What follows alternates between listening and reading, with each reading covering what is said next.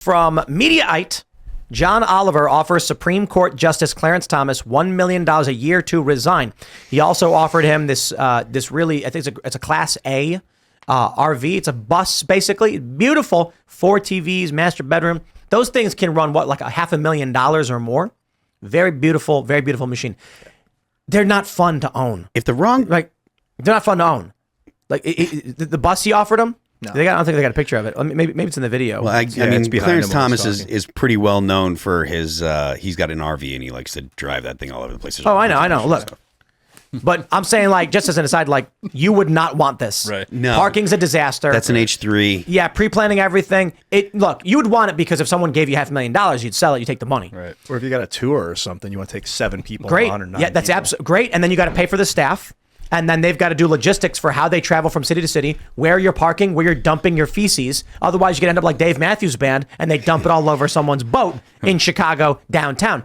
What an amazing thing to be known for, by the way. But anyway, the main story is John Oliver's trying to pay Clarence Thomas to resign. Clarence Thomas said, I will leave once I do my job as bad as the media. If a conservative, if the wrong conservative made that same joke, they would literally get arrested. They're and they would try to... Or if he made I this joke disagree. 25 years ago, people would be up in arms about it. You can't bribe a Supreme Court justice to resign even as a joke. It's not a joke. It's you a are literal... incorrect, sir.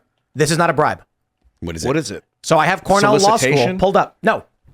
Bribery involves an official act. A public official, and it goes into detail, explain what a public official is, and yes, a Supreme Court justice is, to influence any official act.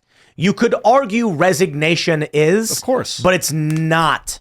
Legally, he's not affecting government. He's quitting. The point of the bribery law is you want Clarence Thomas to rule in favor or against something that benefits you or hurts someone else. Are you telling me that you're of the opinion that nuance would matter if it was pointed at the right? So if someone went to the president... I'm saying it's not legal bribery. Oh, okay. But you are correct about the nuance would not matter. However, that being said, with everyone saying John Oliver tried to bribe a Supreme Court justice, he has 2 principal defenses to any claim against him. The first being he's not trying to induce a public official to violate a lawful duty. You are allowed to quit. Quitting is not influencing government. I mean, it is, but it's not in the sense that Clarence Thomas would affect law or precedents. He would just stop doing whatever it is he's doing. You could argue it's bribery, fine, but John Oliver has the biggest defense of, we are a comedy show and have no legitimate offer for Clarence Thomas. It is scripted. It is listed as scripted. It is listed as entertainment. And that being said, ladies and gentlemen, here's the episode of The Whitest Kids You Know, where I cannot say what they say. Oh, man. In this segment. Trevor is his name, right? Yeah, rest in peace. Rest in peace, man. He was a funny guy. Hilarious, man. It's on YouTube, I know, but I, as a political commentator and show host and journalist, will not say this. But he goes and talks about something you can't say about the president. So funny. He says it is illegal to say that you want to bleep the president, and then he says once again it's illegal to say I want to. You get it, the president. He says it's also very illegal to show a detailed diagram of how to do it, and then he does. It's so funny, dude. So are we going to sit here and be? It's hilarious. Are we going to sit here and be like, he should have been arrested for making these threats? No, I don't. It's a comedy I think show. the real common sense here is John Oliver's joking around. But the legal bribery is if you solicit someone. I'm reading it right now. Same thing. Cornell Law School. A means of influencing the actions of an individual holding a public or legal duty. Resigning is influencing his actions. If he took the money and resigned, that would be scandalous. Yes. Yeah. And so I think there would be an interesting legal argument about whether or not it's officially bribery, because quitting is not the same as changing law and policy. You know, you get my point. Maybe not as egregious, but in a way, I don't think it's bribery to be like, you should, like, imagine this. Here's why it's not bribery. I'm just sorry, it's not. John Oliver made a job offer to Clarence Thomas. That's not illegal. That's just it.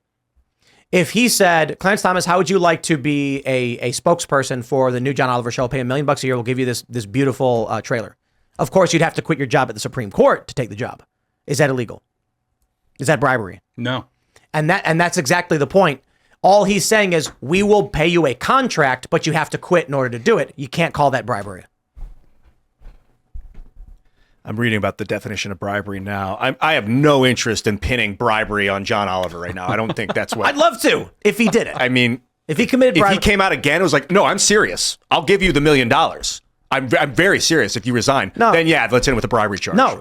Look, if Thomas Massey was like, I'd love to build these debt clocks for a living, and I said, I'll pay you $1 million a year to make dead clocks. I mean, you have to resign from your position, but sign this contract with me, quit your job, I'll give you $1 million. That's not illegal. That's not bribery. You can hire people. You can compete with public. Imagine that this was bribery. You would never, the private sector could never be allowed to negotiate with public sector employees ever again. But it would all be bribery. If part of the negotiation on the private sector was that they had to resign in order to receive the deal, it's kind of up to the person. But you have to. You can't work for both. But it's up. Well, if it's up, I would think it would be. I don't know if the legal recourse would get a judge in here, but I would think it would be on the public servant to offer a resignation, not that's part of a deal. Like, hey, take some money to resign. I get your point. Oliver is explicitly saying, quit your job, I'll give you money. He's not saying, like, I have a job for you. Unfortunately, you'd have to quit. That being said, I think legally, if you were like, we can't make that distinction. We can't say you can never go to a politician and offer them a contract. And I'm sure John Oliver, they got lawyers. They went over all this. Mm-hmm. They know exactly what they're talking about. They know the game they're playing. And people are screaming bribery right now. And it's probably exactly what they want.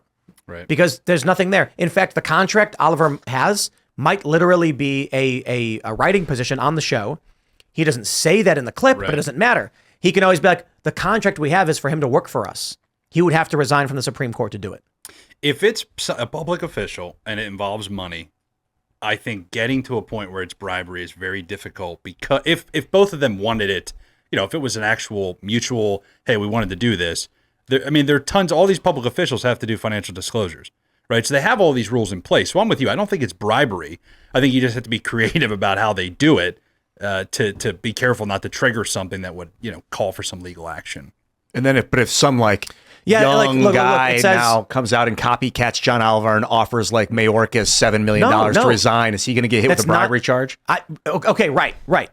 I would not be surprised if Democrats did that. Right. I would actually be surprised if they didn't. That being said, the law says being induced to or omit to do any act in violation of the official duty of a person.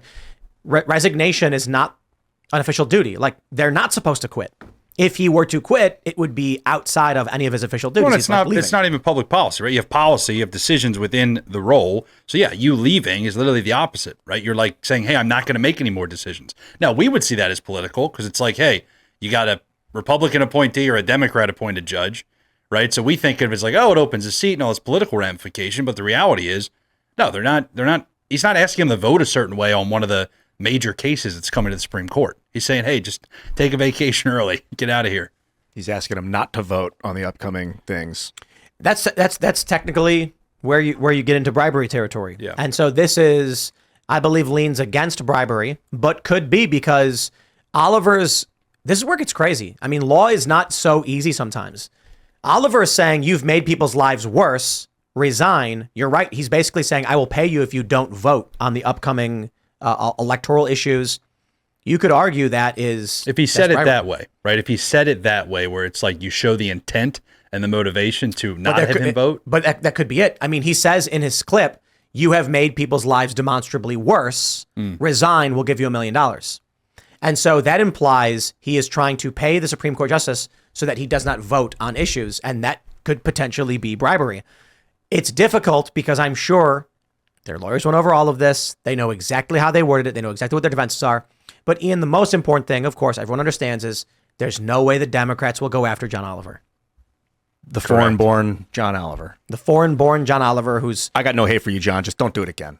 I mean, I've got general disdain and contempt for the man. He is a liar and he is stupid.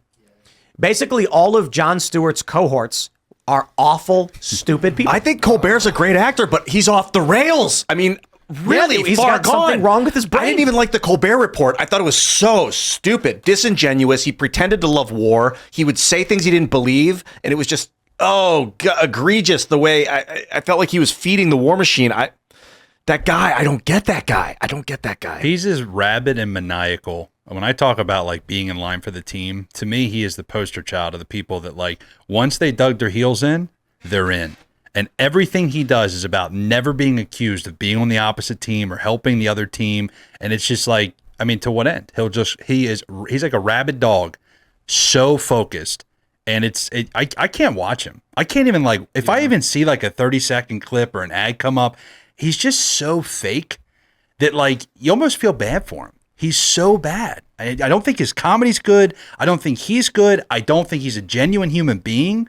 And I'm a pretty easy critic, right? Like I don't go hard against people, but it's just so transparent with him that he's a fraud. Like, what does he have to be stressed? He's so rich. Why would he be fake? It's like fake stress on his show. He's like faking. I guess that's virtue signaling. He's trying to connect the blue collar worker. I mean, it's just so fake. I don't think he's trying to connect the blue collar worker at all. I think that the whole Comedy Central politics genre or whatever, whether it be the Daily Show or John Oliver or whatever, that always comes across as extremely condescending to anyone that's outside of the political correct narrative. You know, if you have an opinion that is not, again, we talked about this earlier when the segment started, I think the narrow allowable opinion, the Overton window that you're allowed to have your opinions in when it comes to the left, it's incredibly easy to get kicked out. He's extremely elitist. He speaks only in the narrative that the elite wants to project. And that goes for all of the political shows that are on Comedy Central. They're pushing a narrative. I mean, there's all these connotations of motivation, and I think that it's just the matter of they're not particularly intellectually curious or particularly interested in pushing back because they get no benefit out of it. They just want to go ahead and give the narrative so that way they can get the what's it called, the clapter. It's not even real laughter. It's just the applause because you said the right thing. Hold on, it's not even clapter. It is a light flashing above the audience saying, "Please clap."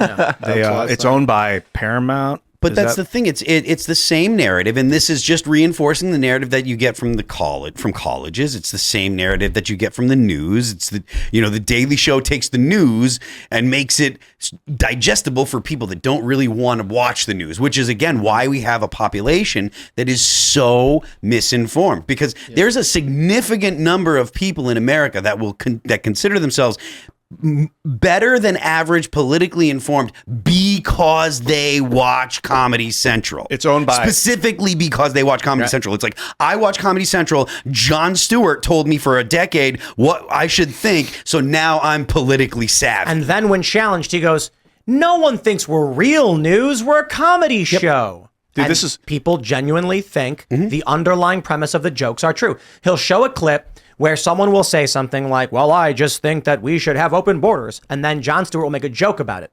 The premise being that clip is a real factual thing, but he'll pull it from its context. So, you know what I love about these people? You could say something like this. I was hanging out with Ian the other day and he said, "I think the border should be open."